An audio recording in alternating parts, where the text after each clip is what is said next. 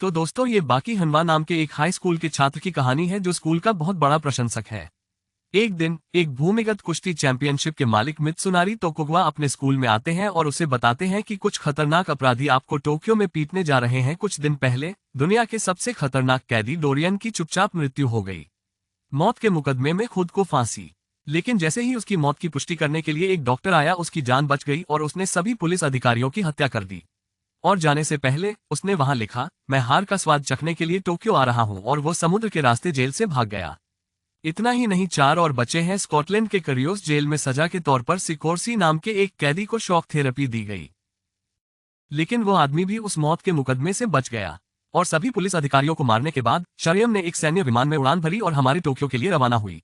डबवर्स द्वारा संचालित। और उन्होंने गारलैंड, रूस के बेहतरीन पहलवान को भी मार डाला। वो दूसरा था। 3 और बचे हैं।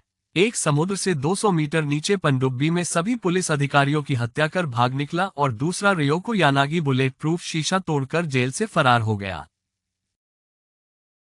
और अजीब बात यह थी कि उन सभी कैदियों ने अपने पीछे केवल एक संदेश छोड़ा था, जो था, मैं मरे हुए अपराधियों पर हार के 5 हत्या के आरोपों का स्वाद चखना चाहता हूं, जिन्होंने भागते समय उनके पीछे एक ही संदेश छोड़ा था।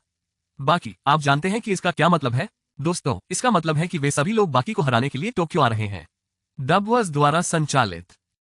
अब अगले दिन सिकोरसी के एक बहुत मशहूर बॉक्सर रॉब नाम के कैदियों में से एक को उसके शरीर में लगे रेजर से मार दिया गया। और कुछ अपने सहपाठी से बाकी के बारे में पूछते हैं और कहो, अरे उस बकी को बुलाओ, हमने सुना है कि वो बहुत शक्तिशाली है। आज उसके साथ लड़ते हैं। डर लगता है कि वो आदमी बाकी के पास जाकर उसे अपने साथ ले जाता है और उनसे मिलवाता है। उनमें से एक उसे चाकू से मारने के लिए आगे आता है, लेकिन फिर उसे एक फ्लैशबैक दिखाई देता है कि बाकी ने पहले ही उसके चेहरे पर मुक्का मार दिया है, हालांकि वो अभी तक अपनी जगह से हिला भी नहीं है। डबवर्स द्वारा संचालित। और उन्हें हराने के लिए शेष पर अपने विशेष हथियारों का उपयोग करता है। लेकिन तभी बाकी एक 9 फुट के आदमी को अपने सहपाठी के पीछे खड़ा देखता है। पुलिस महकमे में खलबली मची हुई है। डबवर्स द्वारा संचालित। तभी एक अफसर आकर उन्हें बताता है कि शहर के नागरिकों ने देखा है कि एक आदमी ने पुलिस वैन को अपने हाथों से कुचल दिया है, और पूछताछ करने पर पता चला कि यह स्पेक का काम है, उन 5 अपराधियों में से एक। अब दृश्य उसी आदमी में बदल जाता है जो बाकी को मारने आया है। दिखावा करने के लिए वो आदमी खुद को मुंह में गोली मारता है और कहता है, मैं टोक्यो का सबसे मजबूत आदमी हूँ। क्या आप बाकी हनुमा हैं? दोस्त, मैं हार का अनुभव करना चाहता हूँ, क्या आप मेरा समर्थन करेंगे? और जैसे ही वो उससे हाथ मिलाता है, उसका हाथ नीचे गिर जाता है। ये देखकर बाकी डर जाती है। वो आदमी बाकी को कुत्ते की तरह पीटने लगता है और कहता है, अपना हाथ उठाओ, अपना हाथ उठाओ। थोड़ी देर बाद पुलिस वहां आती है और स्पेक को गिरफ्तार करती है। एक अफसर कहता है, साहब, यहाँ अफसर का हाथ टूटा है। बाकी यह सुनकर चौंक जाता है और हमें पता चलता है कि यह हाथ एक पुलिस अधिकारी का था, जो स्पेक द्वारा मारा गया था। स्पेक बाकी के पास जाता है और उसे बताता है, ये सिर्फ शुरुआत थी, हम बहुत जल्द फिर मिलेंगे, बाकी हनुमा। इसके बाद हमें यूजिरो हनुमा, बाकी के पिता, दिखाए जाते हैं, जिसे दुनिया का सबसे ताकतवर प्राणी माना जाता है। पुलिस, राजनेता, हर कोई इस आदमी से डरता है। डबवर्स द्वारा संचालित। शिबुकुआ शैली जुत्सु का आविष्कार किसने किया? 70 साल का होने के बावजूद ये शख्स अपनी एक ही तकनीक से किसी को भी हरा सकता है।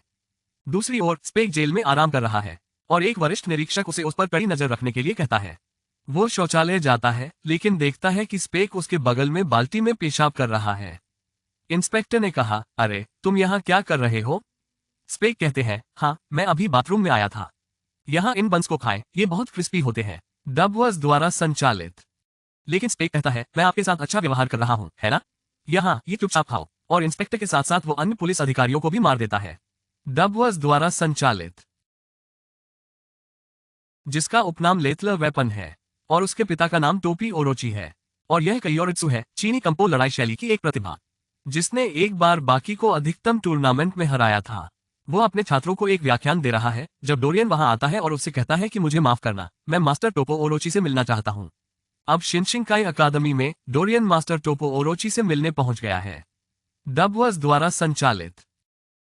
लेकिन कात्सुमी पहले उसे अपने जूते उतारने के लिए कहता है। डोरियन अपने जूते उतारता है और कात्सुमी को जोर से मारता है। वो अपनी आंखें फाड़ता है और उसे मारने की कोशिश करता है। कात्सुमी उसे लात मारता है, लेकिन डोरियन उसकी गर्दन में लकड़ी का एक टुकड़ा फेंकता है और कहता है, आपके पास बहुत हिम्मत है, मुझे लगता है कि मुझे अब मास्टर टोपो से मिलना है। और डोरियन वहां से जाना शुरू कर देता है, लेकिन फिर कइयोरित्सु वहां आता है।